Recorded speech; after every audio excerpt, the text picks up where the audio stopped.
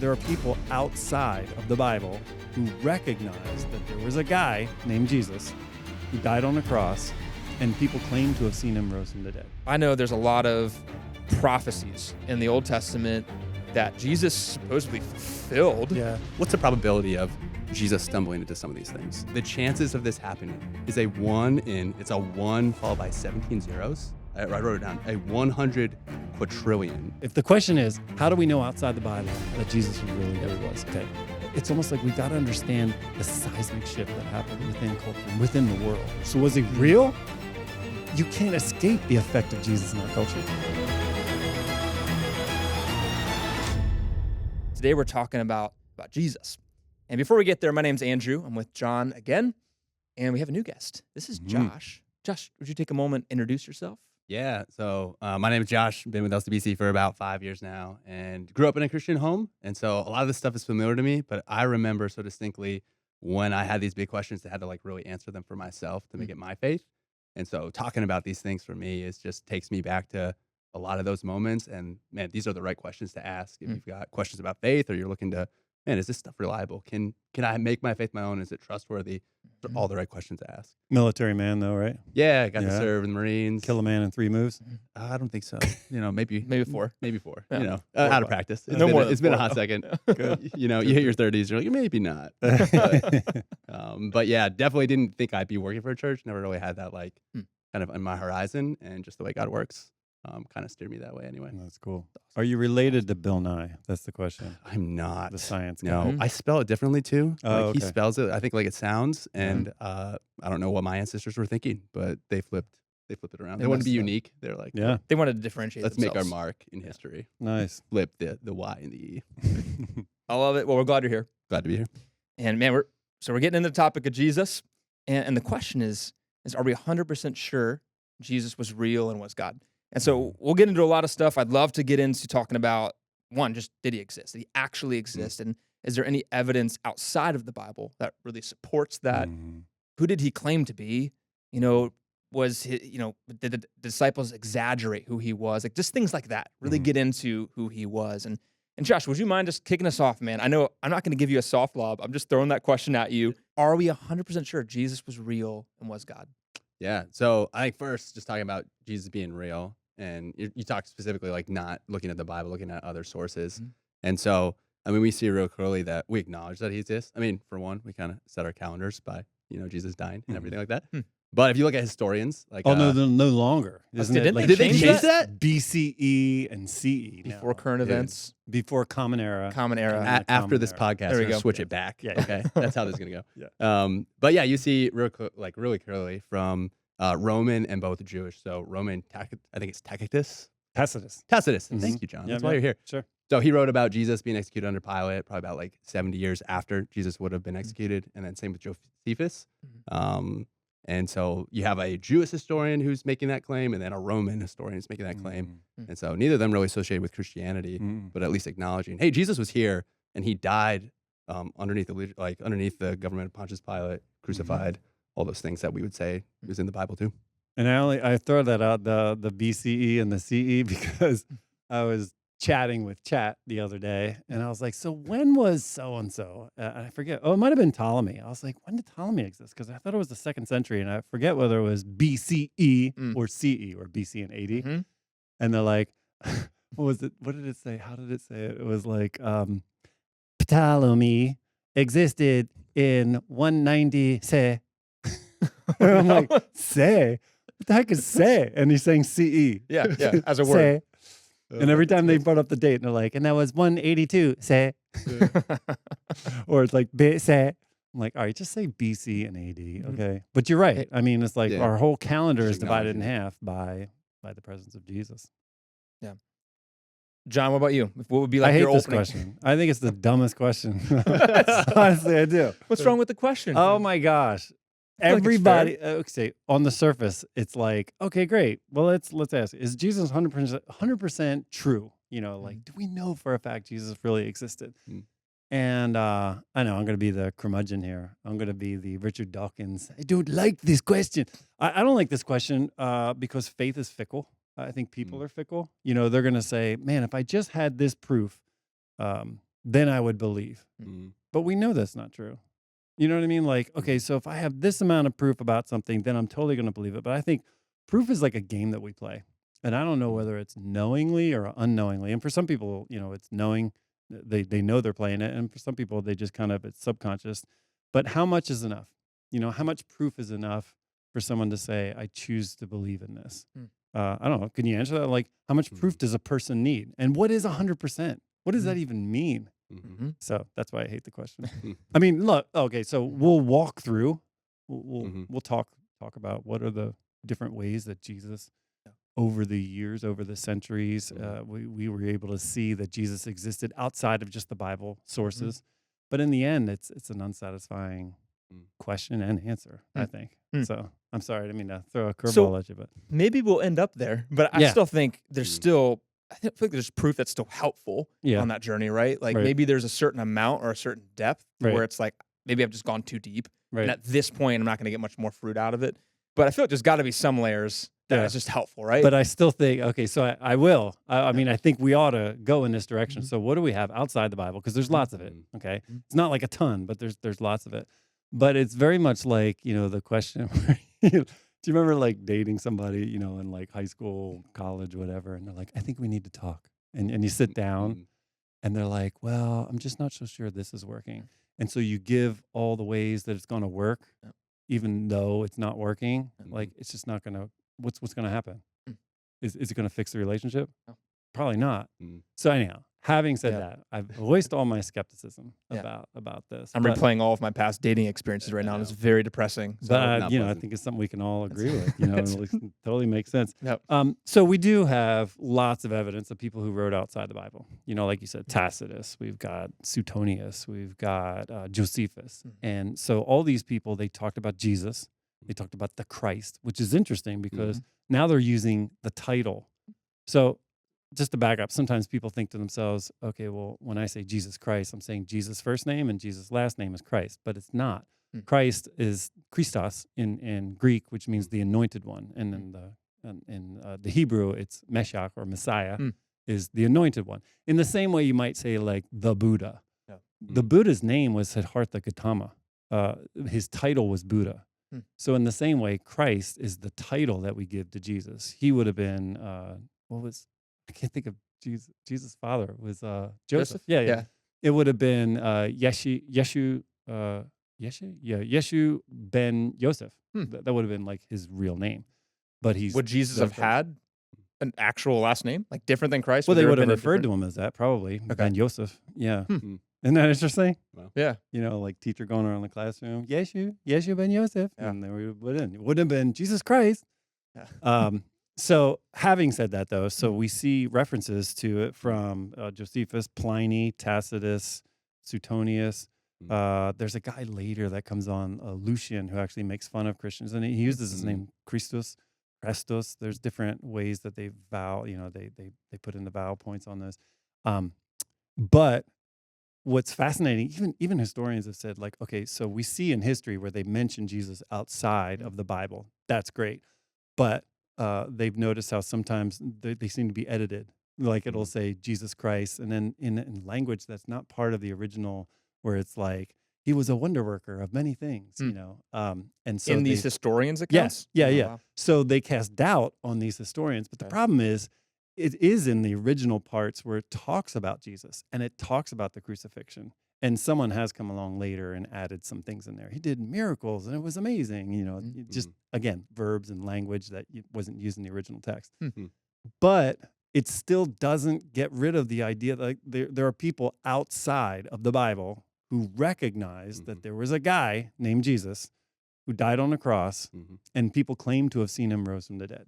And so these people outside of the Bible, were they believers? Were they similar to the disciples? Were they No. like what Some kind were of Jews, some were Romans. I mean, they were just historians. They were just people who mentioned, okay, this happened in the area. So anybody, YouTube drives me nuts because like the YouTubers like, well, there's this secret thing out there that nobody knows about, and we're going to show the intrigue behind this.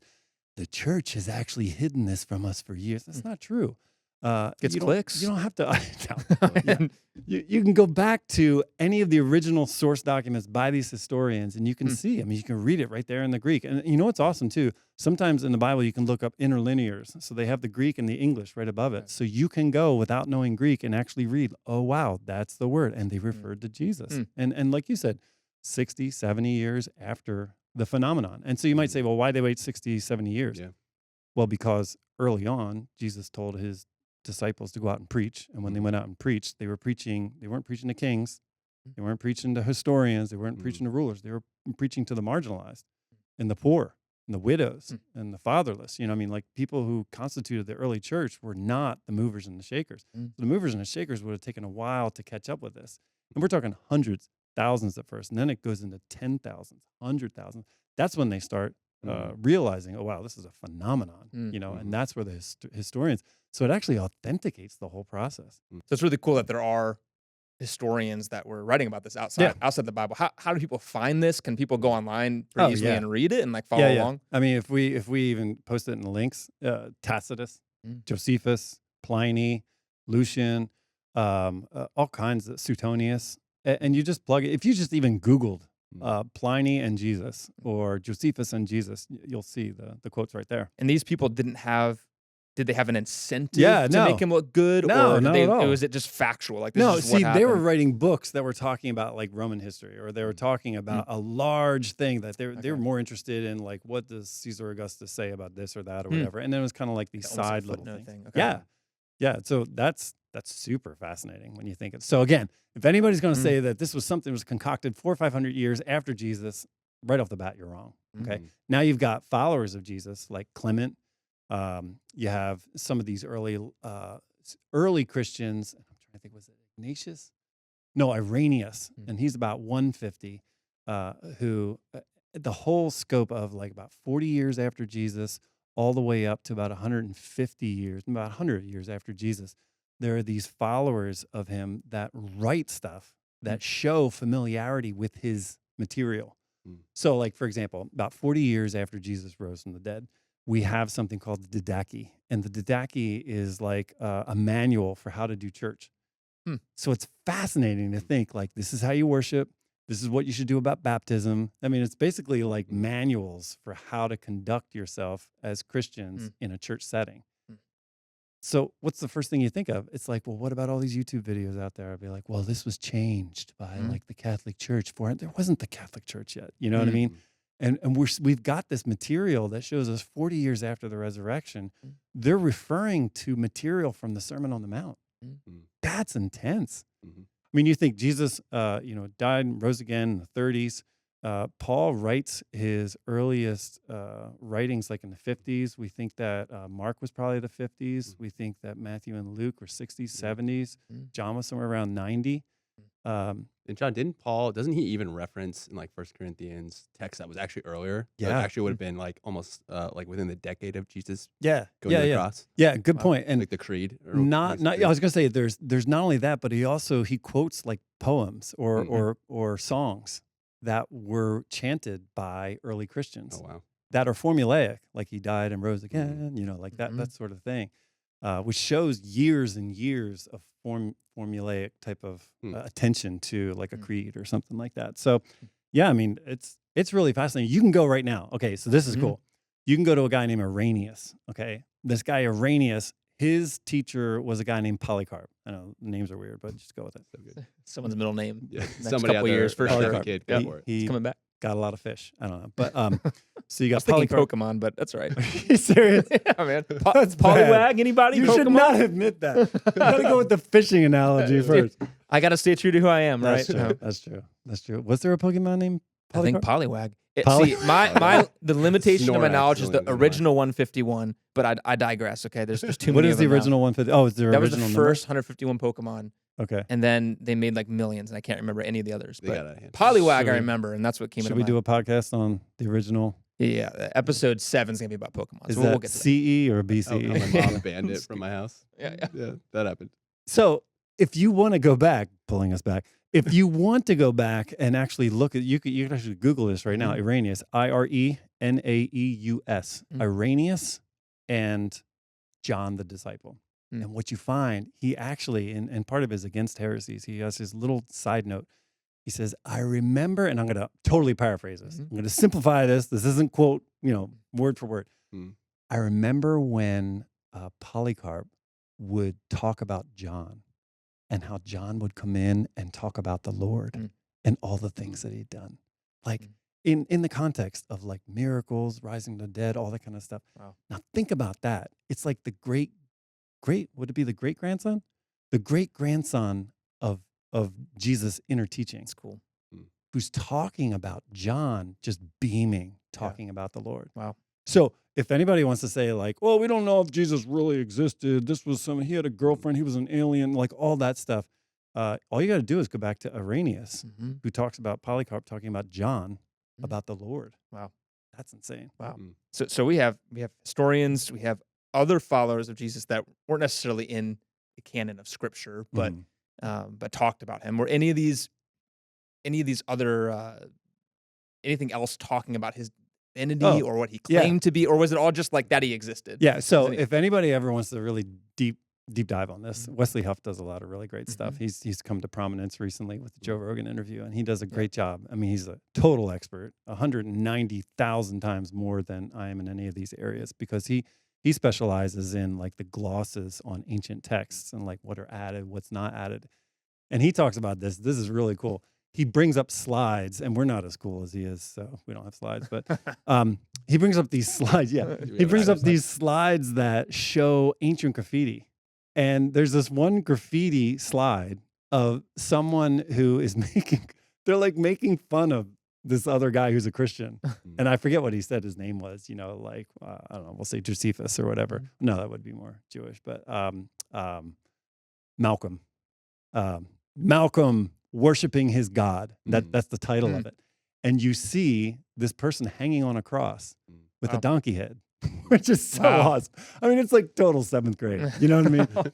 But he brings up these types of graffiti that are all throughout the ancient Near East that show people reacting to Jesus.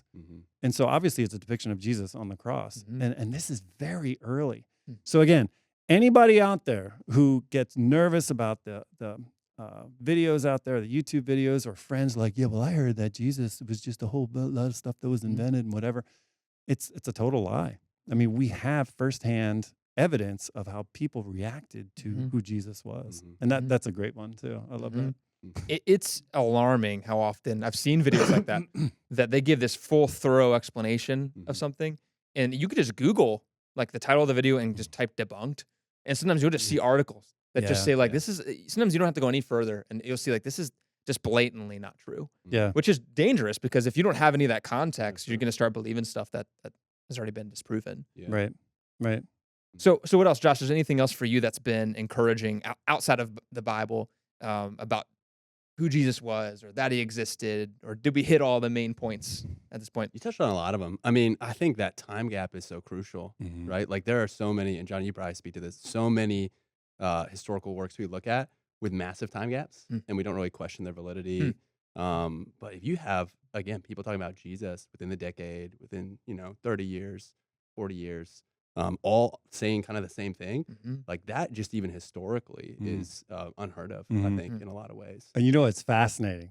And I don't want to cut you off. No, keep going. So one of the coolest things, I bring this up all the time, N.T. Wright has this like 700-page book called The Resurrection of the Son of God that nobody reads, but like I slogged my way through it. And there is at least like 300 pages on the development of this idea of the resurrection. And in the resurrection, as we talk about the resurrection, and we've talked about this before, we talk about yastemi or histemi, which is related to a word anastasis, which means like to rise again, and how the disciples just didn't understand what this was. And what he does, he traces the development all the way back through like 3500 BC, all the way up through like 100 AD. And it's almost, you ever put in like a word in Google search and it shows you the etymology of it? I'm not the only one. Awesome. Yeah, so you put it in, right? And it shows like word usage over and like, give me a word. What's And the- there's like you can use apps. Logos is one that you can use for like to look up tons of stuff around words in the Yeah. Bible. It gives you so much well, not history even just on words it, in the how it's Bible. Not even used, just and- words in the Bible. I'm just talking like if you bring up what's an uncommon word? Just give me something. Oh man, Knee jerk, Superfluous. or Ooh. like knee jerk reaction, or superfluous, or just something that has a little bit more of a rise and fall over time. Mhm. It will plot out the Mm. use of the Mm. word. It came to use in the 1600s, and then it trailed off, or Mm. something like that. Mm. Herky jerky. You know, I mean, you could really put in it might come back now. etymology, That's a little bump. etymology Yeah. of herky jerky. Yeah. And Mm. it'll say, well, it came from this time, and it'll show on a graph how it like Mm. rose to wow. prominence, whatever. So anyhow, the reason why I'm setting this up, and if you want to do that right now on Google and listen to me kind of out of the corner of your ear, go ahead and do that because it's really cool. Mm. But what he does is he goes and he looks at this word histemi, or to rise again, resurrection. Mm. And through the ancient world, it is like zero flat line. 3,500, 2,000, 1,500, 1,000, completely flat. And so the problem is, it's like, well, wait, didn't they believe in the afterlife? I mean, I thought they believed in ghosts, apparitions, like the afterlife. Like Egyptians, they put stuff in their tombs for the afterlife, And so N.T. Wright goes on to explain, well, yeah, they had ideas of ghosts and the afterlife and apparitions and spirits and all that, Mhm. right? But this idea of someone rising from the dead was unknown to them until 50 AD. Mm. If you look at all the uses in literature, it skyrockets Wow. in Mm. 50 AD. And it's usually, and this is what Wright says, he says it's usually within Greek literature and women's trashy novels. Like when you go to the beach and you're like, hot romance. A lot of the cases of this use of this word of histemi had to do with a man who loves a woman, and then some kind of problem arises where he's like, I'm going to be killed, but he says, but I will histemi, I will rise again. Mm. Come meet me at the tomb on the third day. And it all comes to prominence right around 50 AD. At exactly the same time the disciples are preaching Wow. about the resurrection. Wow. So the significance of this Yeah. is that if we go to Jesus and we're going to get into in a moment kind of what the Bible says about who he is, who does he claim to be, all that. But what you're saying is that this word, not just in the Bible, but in general, kind of just got really, really popular. Amped up. So After- just happened to be.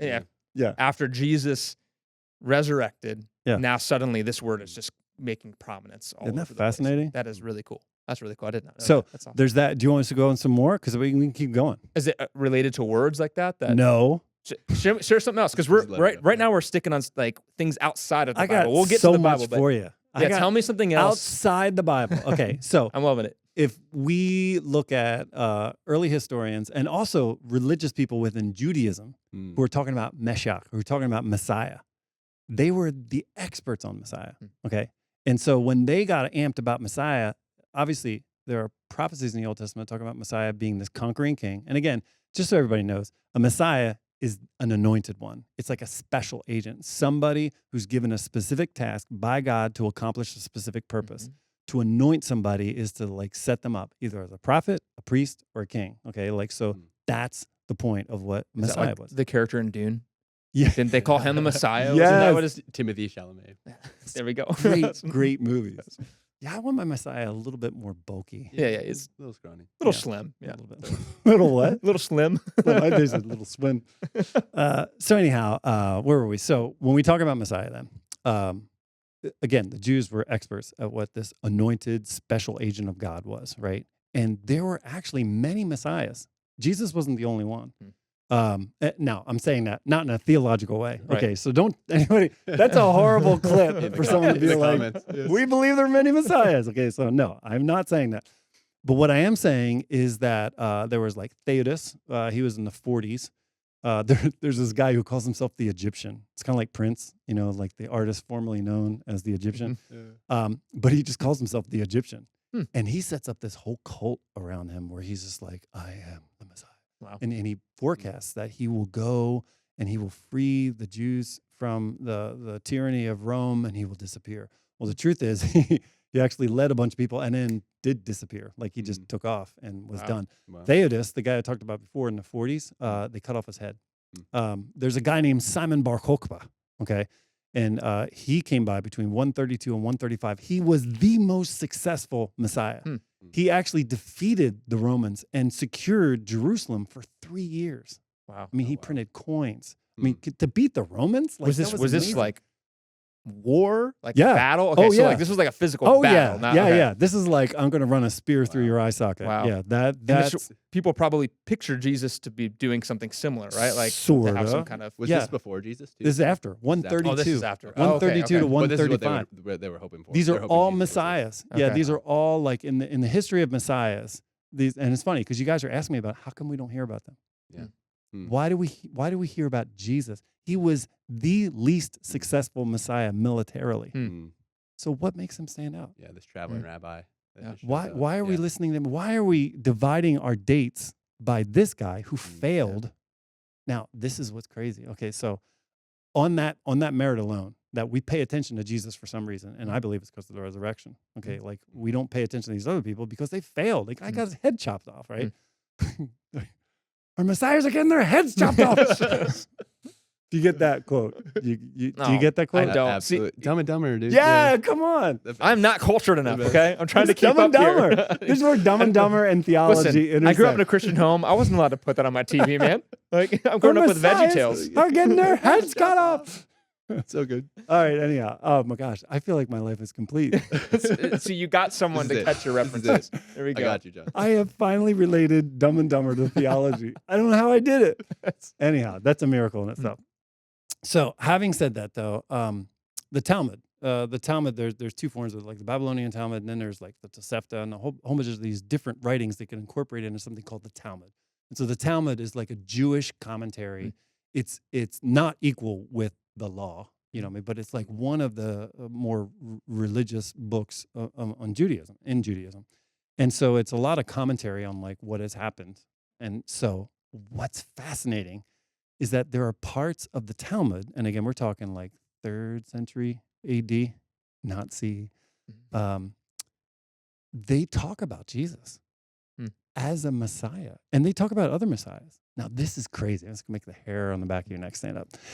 They talk about Jesus, and they talk about these other Messiahs. When they talk about the other Messiahs failed. They didn't win their military campaigns. When they talk about Jesus, he failed.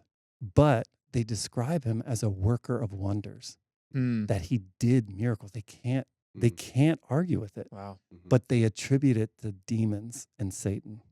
Isn't that fascinating? Wow.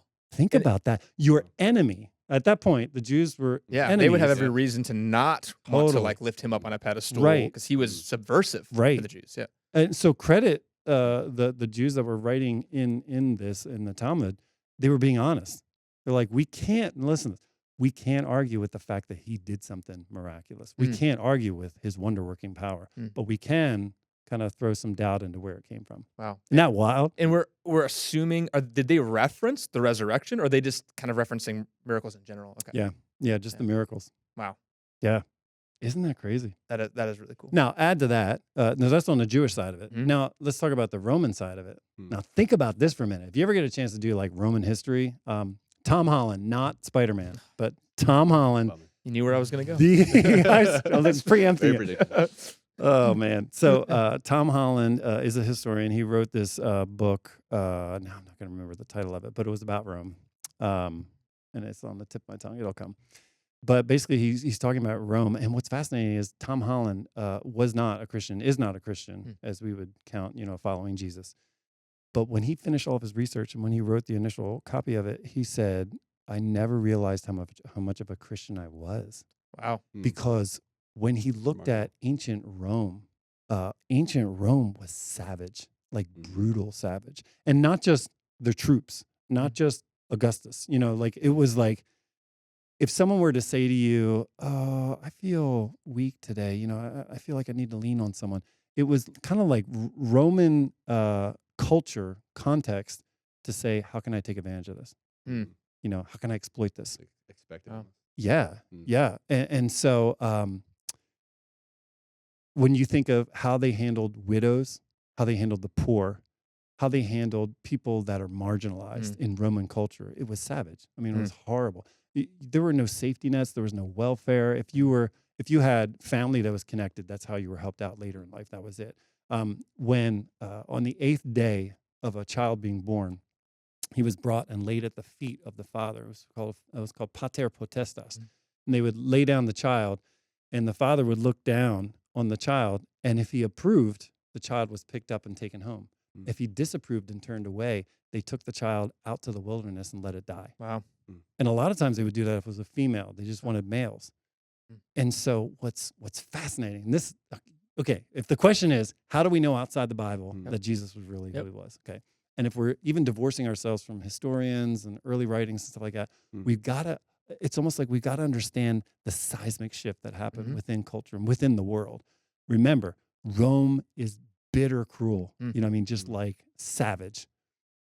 It was the Christians that followed when the servants took the baby out to the wilderness to die. They would follow from a distance, wait for the servants to leave, and go scoop up that baby and raise it. Wow. The first orphanages were Christian. First hospitals, Christian. Wow. The first care, welfare systems, all Christian. So when you have, during the time of Jesus, you have no welfare, you have no care for widows, no care for the marginalized, infanticide, the emperor was a god, the cross was a crucifixion symbol, all these things. John Mark Comer does a really good treatment of this in his book, Live No Lies. Remember that book? Yeah. That's great. Really great book. But he summarizes the difference between pre and post-Christian Rome. When Christianity took off in Rome, now you're talking like 200-300 years later, what do we see? Complete opposite of that. The cross becomes a salvation symbol. The king becomes a tool of God. No longer infanticide. You have orphanages. Widows are taken care of. The poor are lifted up.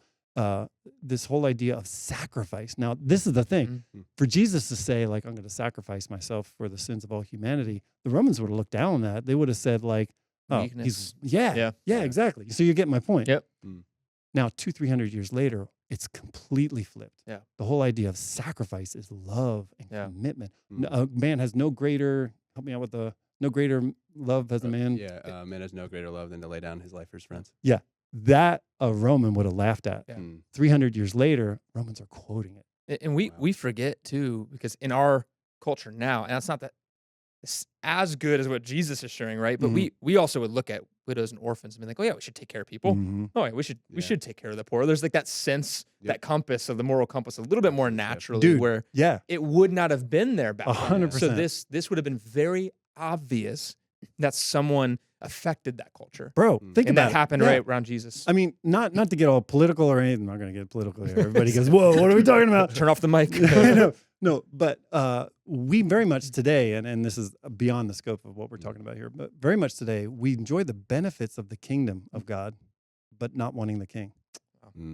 Jesus brought these ideas to us, and we're all about like, man, we ought to include people, we ought to love people, lift them up. Hey, if that guy's lagging behind, we don't leave him. We go and get, that's all Jesus. That's the effect of Jesus on our culture. So was he real? You know, you can't escape the effect of Jesus in our culture. It gives me like more compassion sometimes for the people who hear his, like Jesus's words and his message is hard to hear now, right? And to go and do the things he said. But in that culture, man, having that perspective, that's the water they're swimming in. Like it gives me grace for them when it's like you read so many times, like oh, they just don't get it. But it's like if that's all you're used to, how could you? You've never had somebody show you that there's a whole different way to do life. Right. Yeah. Today we'd see care for widows and orphans and be like, of course I should. Yeah. Doesn't mean we are, but we would agree with the sense that we should. And in some ways we flipped it around where we're like, hey, we shouldn't care for these people. They ought to pay taxes or whatever. And again, we don't want to get political and all that kind of stuff. But it's kind of like we need to reclaim our roots in some ways to be like, hey, the kingdom comes from the king. Yeah. So this is great stuff just outside of the Bible. Yeah. Let's just say, hey, it's Lots very, very clear that Jesus was a real person. He walked the earth. You can't get away from it. He was teaching something that caused a big ripple effect in the culture. And we see that in history outside of the Bible. And so I'm also interested now to look inside the Bible and say, okay, that's showing us what happened, the effect of him existing, but what did he actually claim to be? Who did he actually claim to be? And we really get that inside the Bible. And so maybe we dive into that a little bit. And Josh, if you want to jump in this one first, like what is what do we see in the Bible? Who is Jesus claiming to be? Yeah, absolutely. And I think, I mean, we can look at verses for sure, but I think like the biggest point of evidence for this is like the thing that led him to the cross was blasphemy. It was the fact that he claimed to be God or equal with God. Mm. And so like if you don't have any claims already for that, it's like he doesn't even get to the cross, right? But he said a ton of things to indicate that he was God. Hey, me and the Father are one. He forgave sins. Like you can't be forgiven sins if you're not God. Like just making stuff up, right? All these things. He's before Abraham was, I am. Stuff that That's they would have trippy. known right away. I love that. That's Is it just John like 8 or something. You were asking the wrong guy, man. It's I couldn't say beautiful. Tacitus earlier, so you're asking but like all these things, especially that last one, that would have like just made their radar go off of like this dude is claiming to be God. Yeah. And that one, the I am, he's using the same word as when God referred to himself, right? God talking to Moses, saying, hey, before Abraham was, so it was they would have known that, and that would have been a pretty significant claim. It wouldn't, I it believe wouldn't they have tried been to the stone same him. word, but I think they, if I remember, I think that's when they try to stone him, like immediately after he says that. And he gets away. I mean, he's invoking the same idea, but got to be real specific for the bean counters out there. Absolutely. That's what you're here for. Yeah, absolutely. No, that's awesome. And any others, John, if you want to like fill in on this too. What else? I think we're talking about Jesus.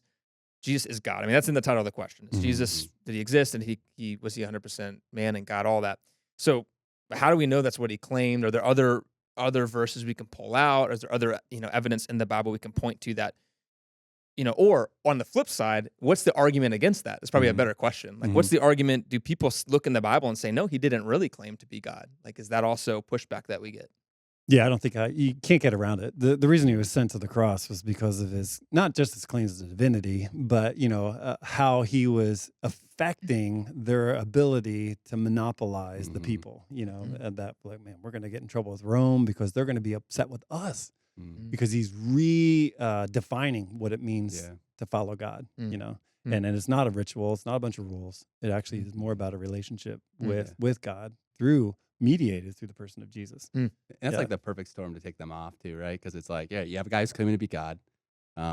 He's like completely saying something that's different from a lot of the stuff you're saying. He's calling you out, which you don't like. And then he's doing all these miracles on top of that, which like, I mean, goodness. So what I have here actually, because I'm hearing what you're saying, and I'm just, I put in a search here for where did Jesus say he was God?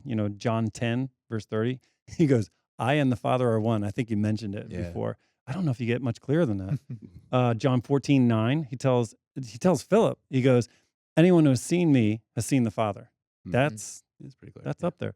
John 8, you notice John is really interested in this a lot. That's the one. That was John 8. Before Abraham was, I am, which is so trippy. I mean, it's like past, present. Full circle. So cool. Mark, getting out of the book of John, Mark chapter 14, during the trial, he is asked by the high priest, if he's the Messiah, and he goes, I am. Dude. Just right to it. And it's Check not, yes, check and no. again, it's that play off of the phrase, or that Yahweh phrase, and in Greek it would have been Amy. I don't know what it is in Aramaic. But he's definitely double counting things here. Is that Messiah? Because we did talk about Messiah meaning something. Yeah. Like not necessarily divinity earlier. Is that one different? Like, is that? He's being asked by the high priest, which by the way is against the law. Okay. Oh wow. The high priest can't interrogate, and Jesus tries to remind the high priest, "Hey, why don't you ask those who saw me?" He's not being smart. He's saying, "Why don't you remember parliamentary procedure?" And he gets whacked for it. Wow. So fascinating stuff. Great book for that, by the way, is John MacArthur's The Murder of Jesus. Great book. Shows how the entire thing was a sham of justice. But anyhow, to answer your question, it was by the high priest who would have been much more open to the idea of angels, demons, afterlife. And because of that, he would have seen Messiah as somebody who came to inaugurate a messianic age. So to answer your question, yes. Yeah. Matthew 28, he says, all authority has been given to me on heaven and earth. And so that is as a watch phrase, it's kind of like, okay, well then he is divine. Thomas's declaration in John chapter 20, where he says, my Lord and my God. And Jesus doesn't go, no. He accepts it. Yeah. So yeah, there's some great passages there that just show that Jesus was like, yep. Yeah. That's cool. So the claim of divinity is clear. Pretty clear. Right? Yeah. We see Jesus is real. We get into the Bible and he is saying, hey, I am God. That's who I am. That's what I've come to do.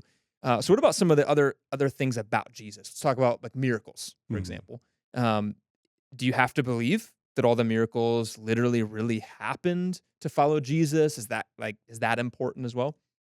I don't see. I mean, like for me, Oh, that's just such a 1,000%. small step. Mm. After you've like, if you accepted the fact that Yeah, he's God. Mhm. Jesus Like, came, he's God incarnate, then what are miracles? I don't understand. Help me understand. Like, what would make somebody feel like, I don't know if I can go that far. Mhm. 5,000 people eating fish and bread. Like, what would be the stumbling block there? Mhm.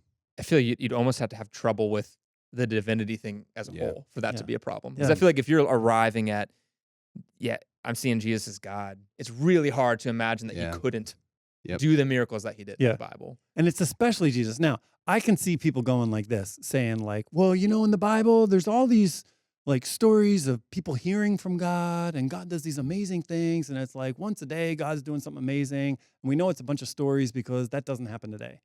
But if you actually look at and plot out, like in the Old Testament and in the New Testament, the number of times that God does something that's miraculous, there are some times where it's decades, if not hundreds of years before stuff happens in between. And if you were to take 100 random people today, and if you were to follow their line for the next like 200 years and ask, were there any times that anything miraculous has happened where God's done something, God spoke to you, whatever, you're going to get a couple dozen responses back that are genuine. And so when we look at scripture and we discount scripture because we think, oh, it's just a bunch of like stories that people made up and it's all a bunch of miracles because everybody's having a miracle a week.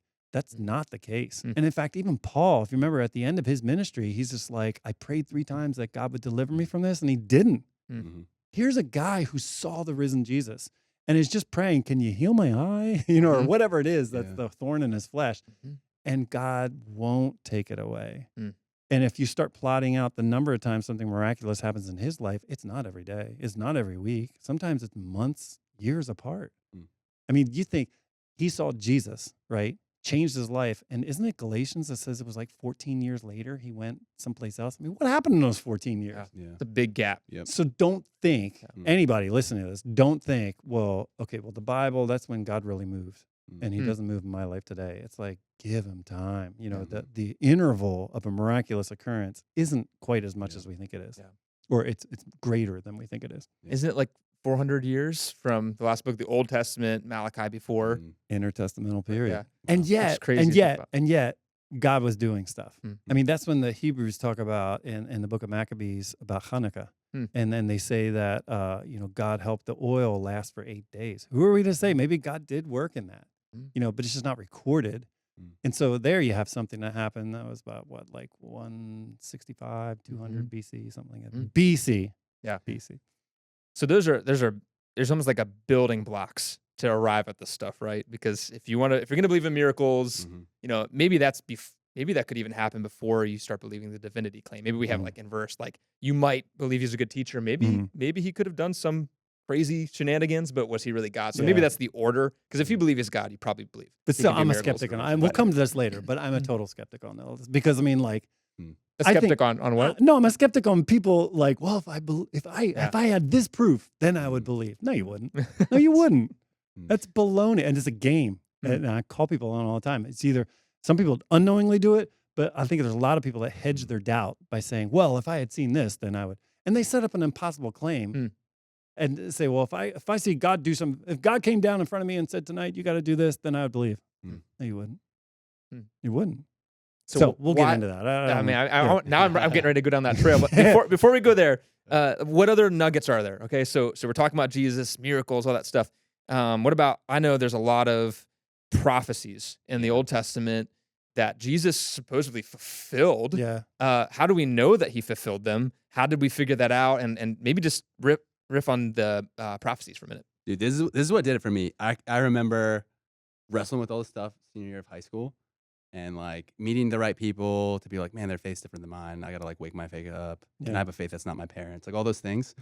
And then I remember getting to some of the, believe it or not, was like mathematics and like the improbability of somebody just stumbling their way through these biblical like prophecies. Oh, I thought you were reading the prophecies in mathematics. No, Like, and I'm not a math I'm kid. not even paying attention. Yeah, no. I Just a probably should've. sidebar, yeah. Definitely not a math kid. I was like the kid that, man, dude, algebra, like as soon as you start adding letters in math, you're like, what are we doing? I They need don't belong geometry. there. I need honestly. pictures. You know, I was like, I need pictures. I was a Um, whiz at math.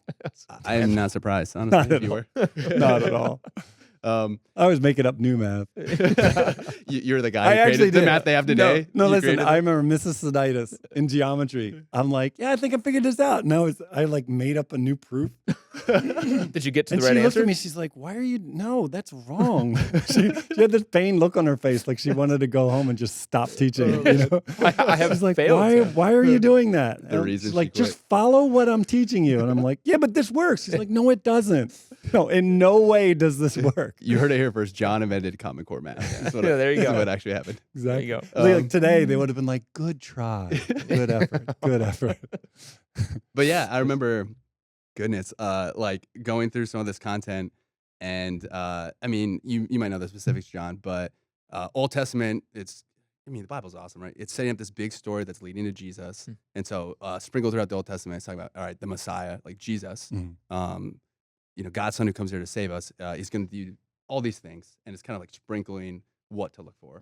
And so some of this is like, most of it's probably stuff you can't control. Like, all right, he's going to be born of a virgin. He's going to be born in Bethlehem. Like tribe of Judah. He's going to be betrayed for 30 pieces of silver, I think is one. Ton of stuff outside of his control. He wouldn't have even been able to like manipulate, even if he was like really, really like up to date on what he wanted to do and like kind of make it look like he was the Messiah. And so there are dozens of these things that Jesus did fulfill in the New Testament. But what actually was like the tipping point for me, and it's funny that it's math, because again, I hate math, man. But it's just some way that God got to my soul was just, there's a book that Josh McDowell wrote. It's called Evidence That Demands a Verdict. And he had a mathematician there, and he wanted to find out, like, hey, what's the probability of Jesus stumbling into some of these things? Like, is there a chance some guy could like Just randomly got be crucified. like, Yeah. hey, it's Jesus, and he happened to hit all these checks in the boxes, and maybe wasn't the Son of God. Right. And he has this mathematician that helped him do it. I think it was like Peter Stoner was his name. And he's like, let's just start with 8 of them. Like, there's dozens and dozens, but let's start with 8. He randomly selected 8. And dude, the number's absurd. It's like, all right, the chances of this happening is a 1 followed by 17 zeros. I think I wrote it down, a 100 quadrillion, I think is what ChatGPT told me it was. That's not a made up word. Not a made up word. Wow. I know, it's almost like you went to your kid, like, It's like make Gazillion. up My numbers. son Dallas makes up big words, and Print that sounds Monopoly like money. one. It's the equivalent of 100 that. gazillion. But so thankfully, the visual part of this, right? Math, you're like, what does that even mean, right? The mathematician helped him, like, all right, here's like a visual to explain what this would be like. Wow. He's like, all right, picture you rent out the state of Texas. You get your buddy, you rent out the state of Texas for a day, and you fill it up 2 feet high with silver dollars. If you're listening and you're like under 21, silver dollars are like before Venmo. It's like a bigger quarter, right? Yeah. And so you fill it up to 2 feet tall, and then you get a Sharpie, put an X on one, stir it up, put it in the state, and then you get your friend. You're like, all right, dude, this is what we're doing today. In the state of Texas, I've hidden the 1 silver dollar with the X on it. I'm going to blindfold you, go find it. And it would be like the first try of finding The very first try. And that's just 8 of those. Like, man, there are dozens and dozens of these things. And again, for whatever reason, for me, that was the thing where it's like, okay, I can either believe he's the Son of God, and God is telling this story from the beginning of time that's leading up to who Jesus is, or I can choose just to look the other way at this. Yeah.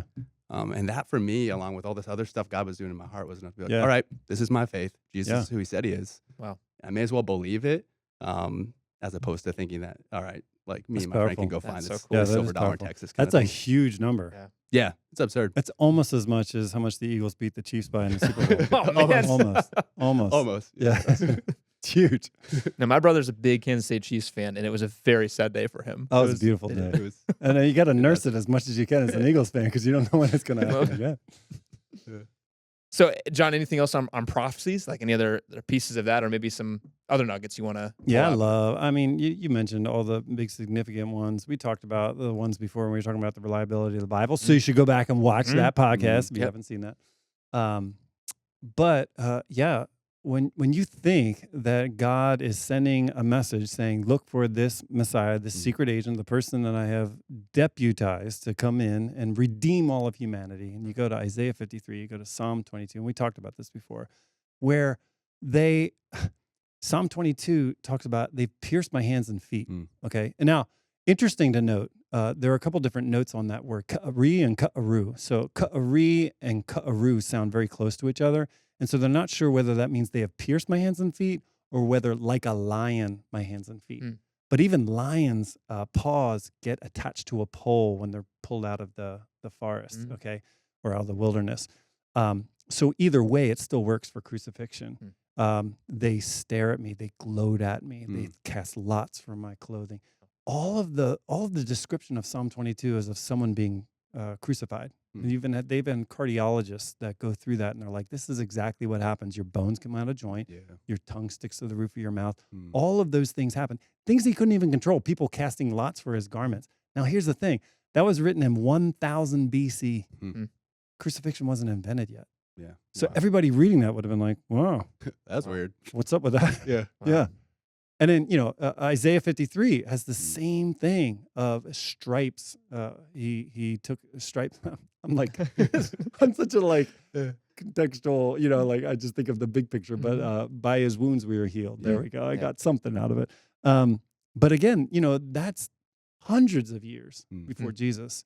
To me, I don't know how you can look at that and not be affected by it. Now, again, if we compare this with other religions, if we compare this with other religious literature, and not to bash any other religions, honestly, I'll be honest with you, and don't take this out of context, but I think there's a lot of wisdom we can learn from Buddhism. I think Christians especially can learn how to just calm down, not just be more in the moment and not worry about everything. I believe that Hinduism has a lot of creative solutions to community, how to solve problems within community. When you look at the Mahayana, the Upanishads, the Bhagavad Gita, all of these particular tomes, in Buddhism, it's a Tripitaka. There's a lot of great wisdom we can learn from Confucius, the rest of it. Okay, so again, I'm not bashing religions, but what I am saying is that no one's going to look at the Mahayana in Hinduism and they're going to say, well, that's history. No one's going to say Lakshmi and Sita and Rama, they all jumped on the back of this one monkey and jumped over to the monkey kingdom. They're not going to say that happened in history. They're going to say, no, it's kind of like a picture. It's an analogy. It's a metaphor. So when we look at the uniqueness of prophecy, how among all the world's religions, how different it is that it actually happened in time. Okay. Yeah. It happened to a person in time. When the Buddha was in his Siddhartha Gautama, he's gathered with his disciples, his last night on earth. He's having dinner. And it's not like the Last Supper. It's not like, I'm about to die. He just looks at them and goes, hey, when I die, don't make me into a god. Okay? Because we have enough of those illusions. And then he goes, falls face forward into his rice. They think he might have been poisoned. Wow. Fascinating. Wow. So those were his last words. Jesus didn't have just last words. He had hundreds of years of words preceding him, forecasting what he's going to do. Yeah. That's what makes it unique. So when we talk about prophecy, we're not just talking about everybody has prophecy. No, they don't. They really don't. And they'll admit to it. No, we don't have it. That's unique about the Hebrew scriptures that read into New Testament. That's awesome. So we're really stacking up just evidence, right, of in the Bible that just points to Jesus. It's impossible to find that silver dollar in Texas. I mean, it's just no way.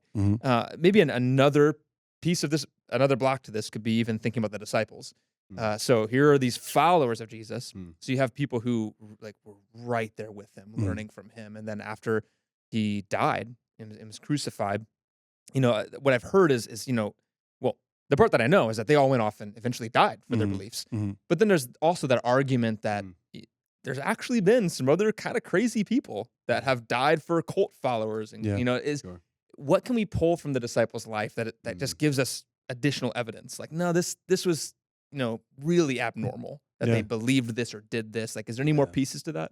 I think putting yourself in their shoes, probably the differentiators, I agree with you. People will say all the time, well, they died for their beliefs. It's dude, we see that all the time, right? Some of the worst things in history that have happened have been people who died for their beliefs and took a ton of people with them, right?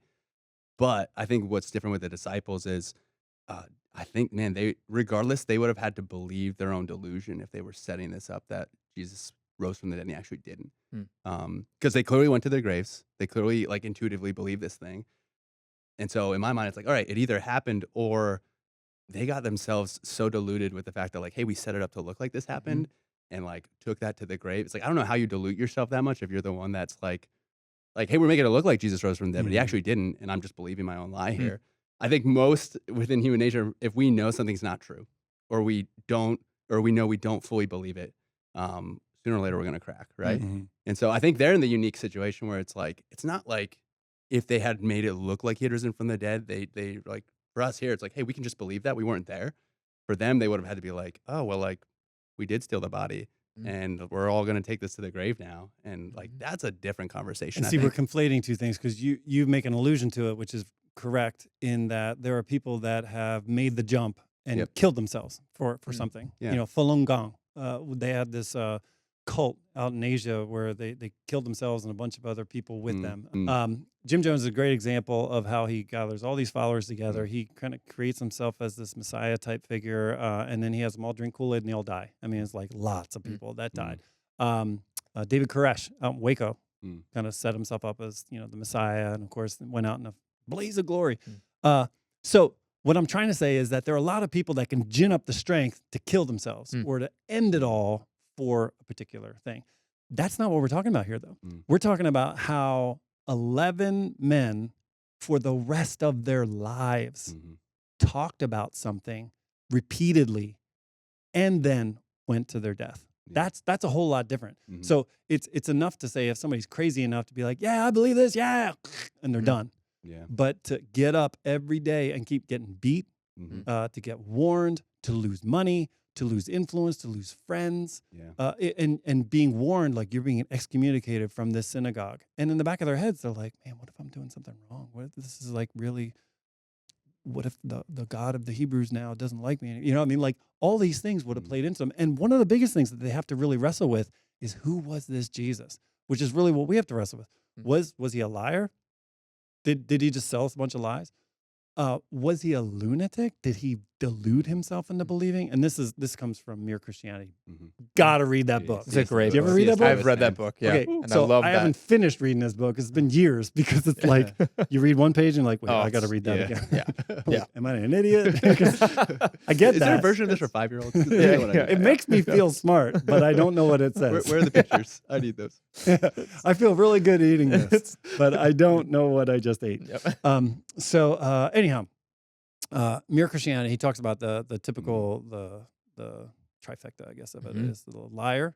He was either a liar, he was either a Lord, or he was a lunatic. Okay, so if he was a liar and a lunatic, then he lied to everybody. Which any of the writings, they actually brought in like psychoanalysts, and they looked at the Gospels, and they're like, this really doesn't seem like he's a lot of internal consistency here. He's here this one way, and they looked at it again as under the lunatic type of thing. Like, was he crazy? Was he deluded? And they're like, man, there's nothing psychologically weird about him at all. So, and obviously these people were like, well, I guess he's Lord, you know, like that didn't happen.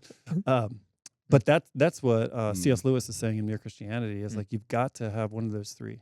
Yeah. So either he lied about it and he knew it, or he was Lord, or he was a lunatic and he was just so deluded, or he actually was. And there really isn't anything beyond that. Like when you really rack your brain, you can't think of another iteration of that, you know, what Jesus was.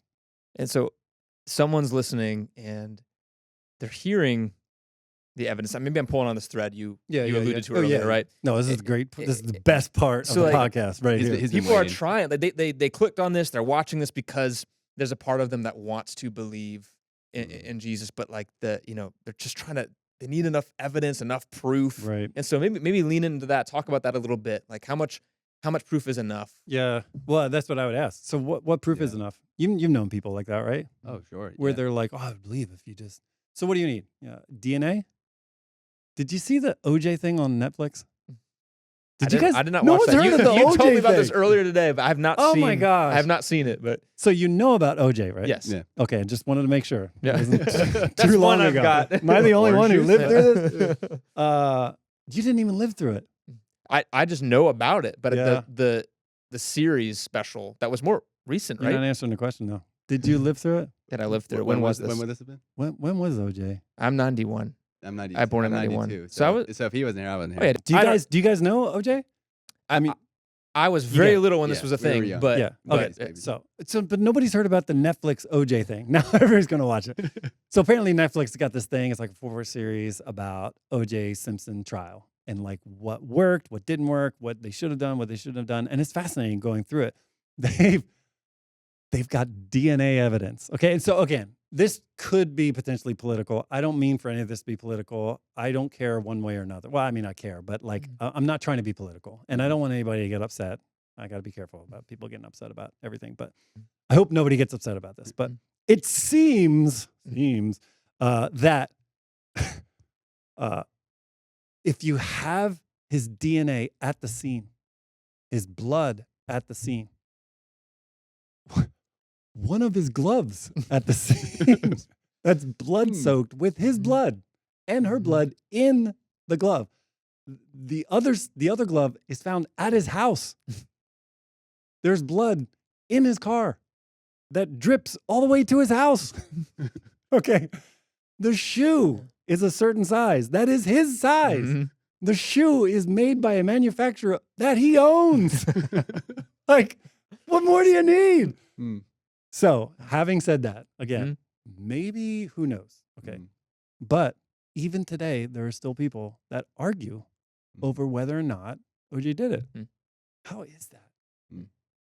And so I'm not saying that we ought to equate Jesus and the resurrection with OJ Simpson. It's a little different, but, yeah. But what I want to make here is that no matter what you want to believe, that's going to be the end result of what you actually do wind up believing. If we had video evidence, and a lot of people say this, like, man, if I could just have a video of the crucifixion and the resurrection, what would you think? What's interesting about that is I've heard someone talk about if you had Jesus came today, you're not wrestling with AI, you're wrestling with like people faking it, editing it. yeah. So you almost think that like even if we had that, there would be something that would come along that would cause doubt. Yes, Absolutely. yes. It would make us think, yeah, but maybe. Yes. And it's like we want Now do you see what I'm saying? to be at 100% airtight.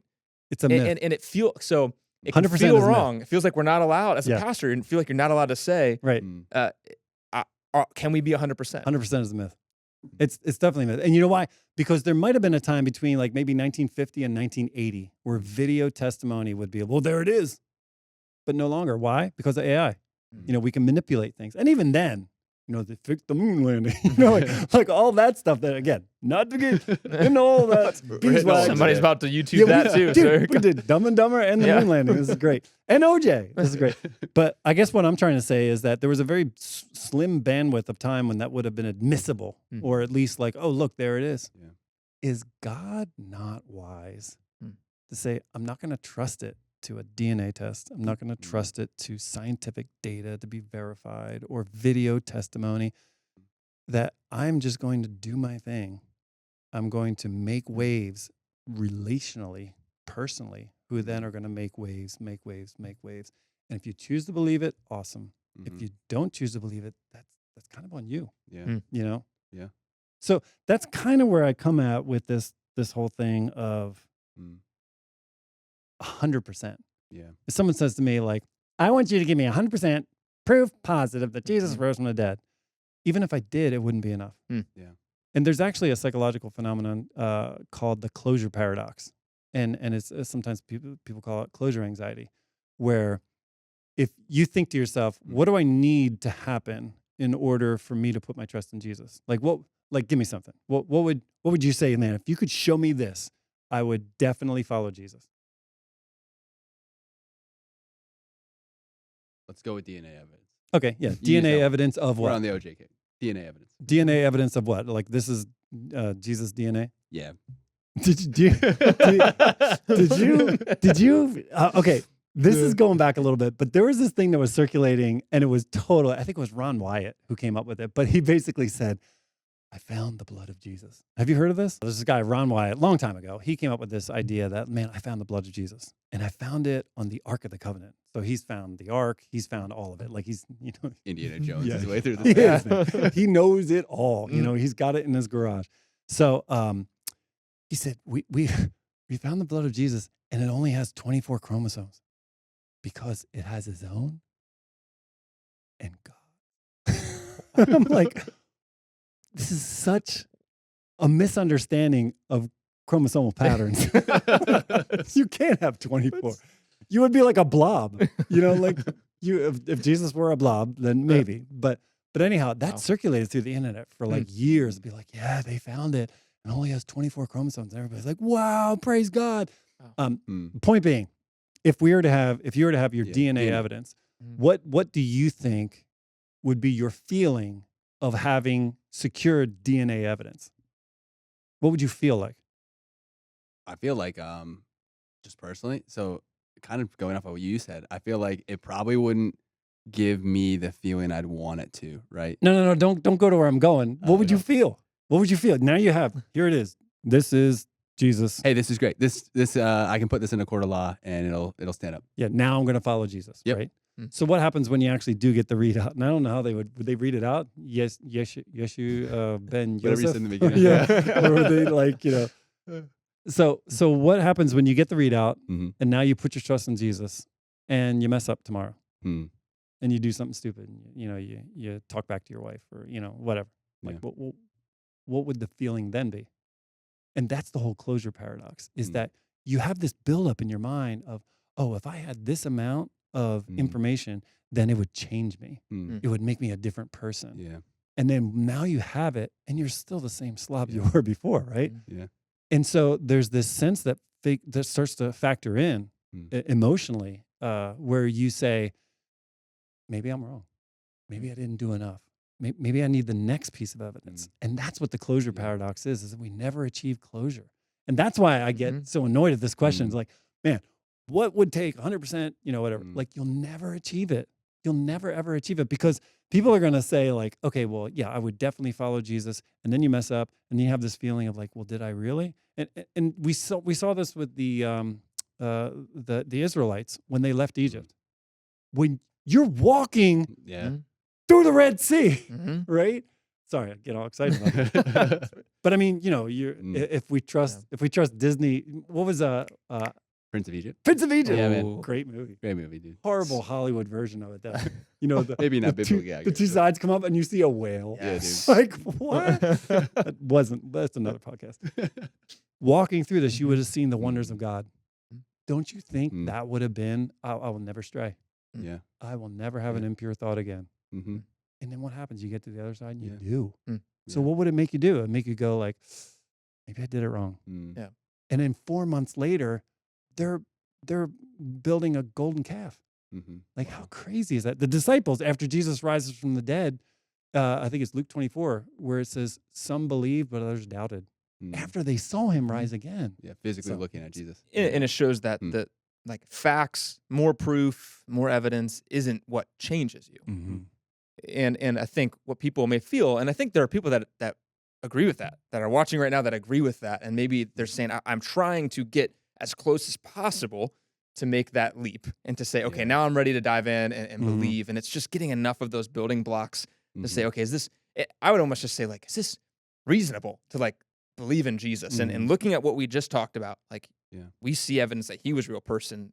We've been looking at the Bible in the last episode, and now we're saying this is who Jesus claimed to be. And so I think what I'm hearing you say, John, is like there gets a point where our pursuit can't just be for more facts and evidence. Like now it turns into something else. Now it turns into like, okay, you have enough of that. Now it's what are you going to do with him? Yeah. What are you going to do with what he invited you into? Yeah. And it seems like that's probably where you're going with this too. It's also I think it helps us understand the wisdom of God is that he's not giving us evidence.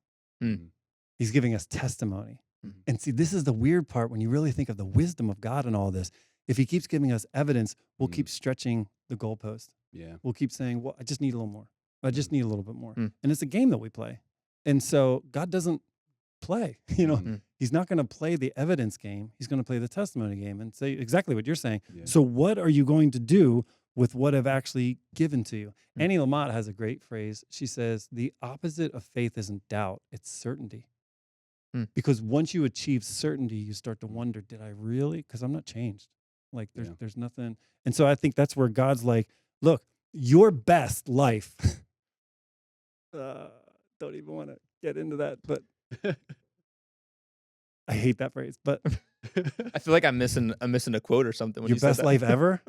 You know what I'm talking about? Fill 'em in. Like you're saying like just like No, they're who wrote living the their book? best life. I wrote- have no idea what you're talking about. A book? Joel Osteen. Oh, okay, I know him. Okay. Yeah. Yeah. Oh. He's like, your best life now. That was like, Yeah, okay, got it. Yeah. So I was like, do you not know Joel Osteen? Oh, over my head. All right. So anyhow, having said that, I know a lot of people are going to get mad I mentioned Joel Osteen, but because people love him. He's a nice guy. Sure.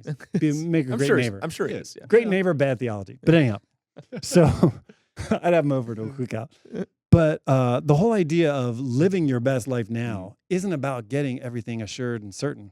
It actually is a life of faith. It's not having the certainty. And that's what, like, having faith builds faith. It's weird. You know, like you have to choose to believe regardless of what you think or know.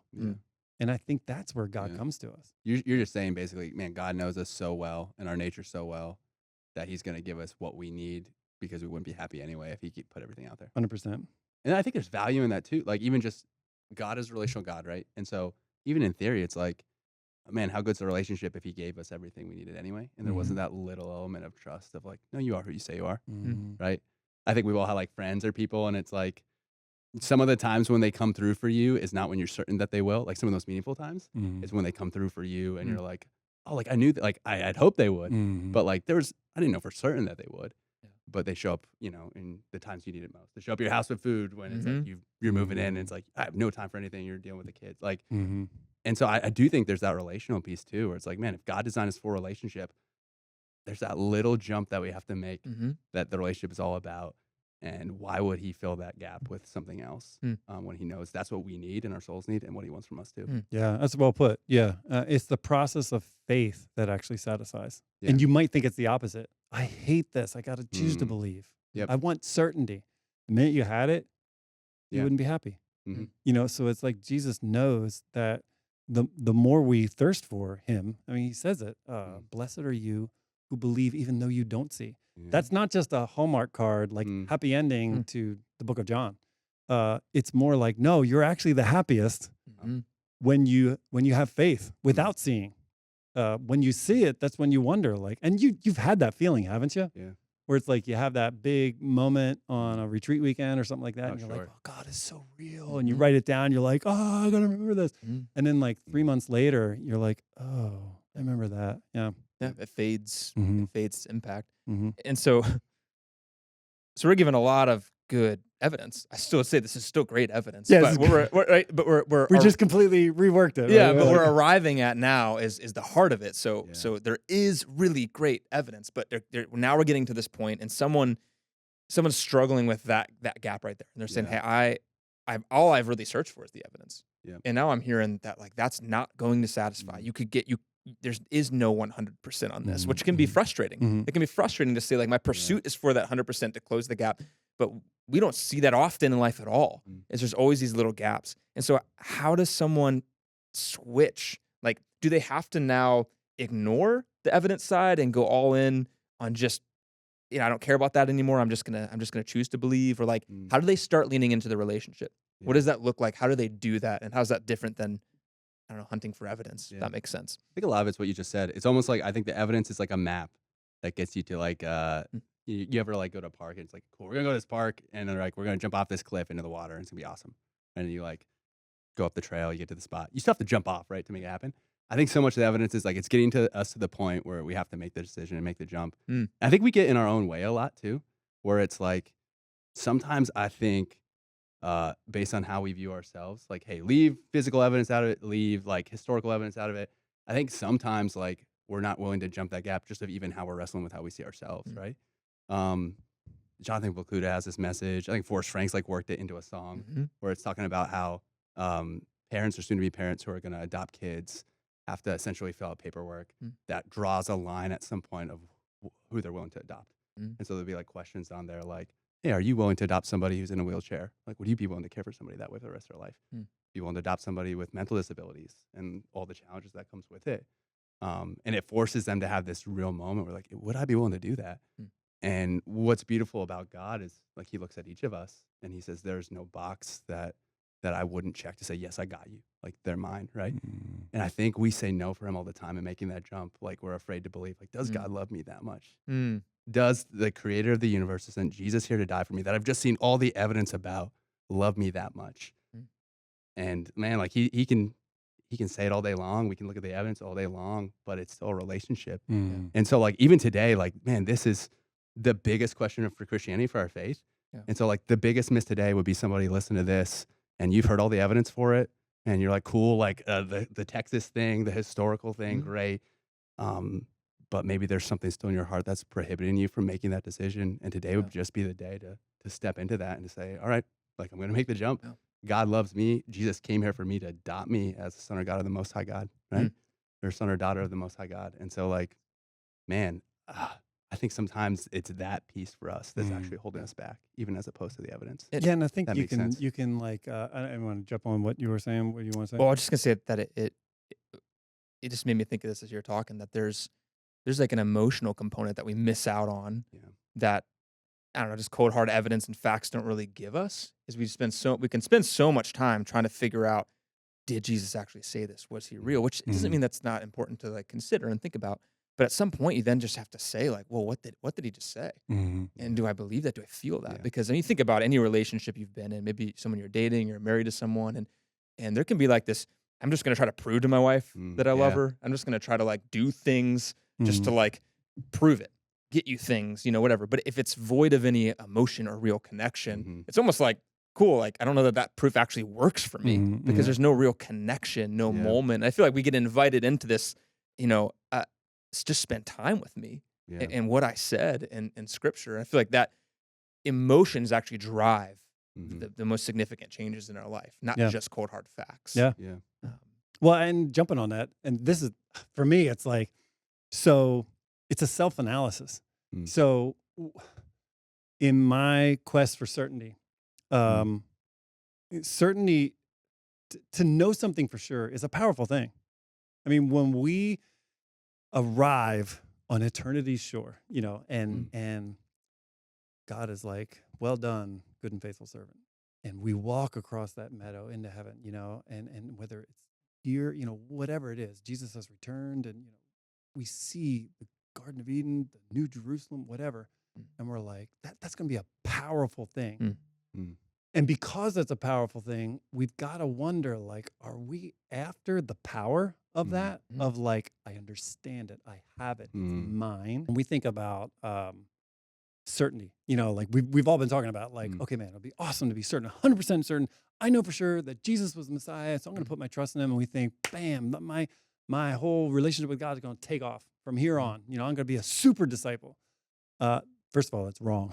Not going to happen. You're still human. You're still going to mess up. And actually, the messing up part of it in the face of certainty is going to really ruin you, because then you're going to be like, I must have done something wrong. I must have the wrong information. Now you're going to be looking for more stuff. And that's what the whole closure paradox is about.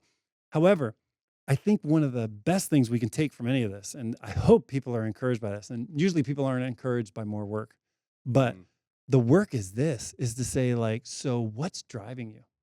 So when you hear this podcast, were you ready to sit down and be like, oh, I'm going to arm up, I'm going to get lots of bullets that I can fire at people online, or I can get lots of arguments, sustain what I believe. Those are power-oriented desires. And as far as I can tell, the whole idea of following Jesus is surrender. It's not a power. It's giving up power. It's following him. And that's why I think that's one of my biggest life goals, is to figure out, why does God want faith from us so much? It's always like, nah, I want you to have faith. I'm going to hide myself a little bit here. I'm going to be quiet for a while. You're going to have to seek to find me. Like, why? Why wouldn't it just be easy? Because I think what we naturally as humans, because of the fall, I think we're naturally geared towards stocking up, having power, being in charge, having control over my destiny. And if you're sitting down listening to a podcast like this saying, like, I need to get filled up with the right arguments. I need to have, I'm going to be powerful. I'm going to be, like, a lot of that's I. And really, to follow Jesus, I think it's much more of like, not I, like surrendering, giving into his will. And I don't want to over spiritualize it or like over poeticize it at all. But I do think that the reason why, if you're asking, I want 100% whatever, you're interested in power. You're interested in your own self-determination. And so you're not going to find it. You're not going to find it because that's not the way Jesus is accessed. I think the way that Jesus is accessed is when we come to the end of our power, when we come to the end of our intellect, when we come to the end of like, I don't know what to believe, but I choose to believe in you, even if I don't have an argument, even if I don't have the right way to say it. Does that make sense? Yeah. Yeah. So I want to encourage people here, like if you're struggling and you watch this podcast and you're like, I want to be able to at least have faith again. I want to arm up. I would say don't listen to our arguments so much because there's plenty of them. God is rational. That there are some amazing things that you can learn, about God and to see proof of his identity and the fact that he was who he was. But the best thing you can do is analyze your motives. Like, are you looking for power or are you looking for surrender? And if you really want to follow Jesus, then you're looking to surrender everything you have. And then the arguments come. The arguments come on top of that original choice of choosing to decide, even if you don't have a reason to. Does that make sense? Yeah, it does. It does. And so that's why I don't like the question. Yeah, I started off in the beginning. I'm like, I hate this question because it's geared with it's all packed with all that stuff. Yeah, and I think what we brought is giving people really good evidence to build upon. But at the end of the day, the thing that we can't decide for you is what you choose to do with it. You could give all the evidence in the world, get as close as humanly possible. But at the end of the day, you have to decide if it's true, if Jesus is who he says he was, and then if you're going to lean into a relationship with him. And that's the invitation. We have all of this evidence around it, but at the end of the day, it's sitting down and saying, am I going to choose to follow Jesus? Because what Jesus does in us, how he transforms us, that's what we really want. That's what's really going to make us feel complete. And it doesn't always make it easy. And there's still a journey while we follow him and in relationship with him. But that's where the evidence and studying and learning this stuff becomes a joy and it's supplemental to the main thing, which is really surrendering. I like how you said that, John, just surrendering to Jesus and choosing to follow him. And so I hope it's helpful to hear some of that evidence, but really, whether or not it's true and what you're going to do with it really falls on you in making that decision. And so we've established Jesus claims he is God, and we believe that is true, that he is God. And what we want to look at next week is if Jesus is God, we've got God in the Old Testament and the New. And it would appear that they're different. It would appear like, why does God seem so like violent in the Old Testament? And almost like there's times where might feel like, I don't know if I like this God. And then suddenly God shows up in human form in the New Testament, and it's like, is he a pacifist? I mean, like, here's all this war, and now he's a pacifist? And so we want to get into that and dive into, did God change? And is the God of the Old Testament different now in the New Testament? So that's what we're getting into in the next episode. What Jesus is saying about loving your enemies is God, but then at the same time, Old Testament, when there is extreme violence, or hey, I am going to destroy this city, this town, how is that consistent?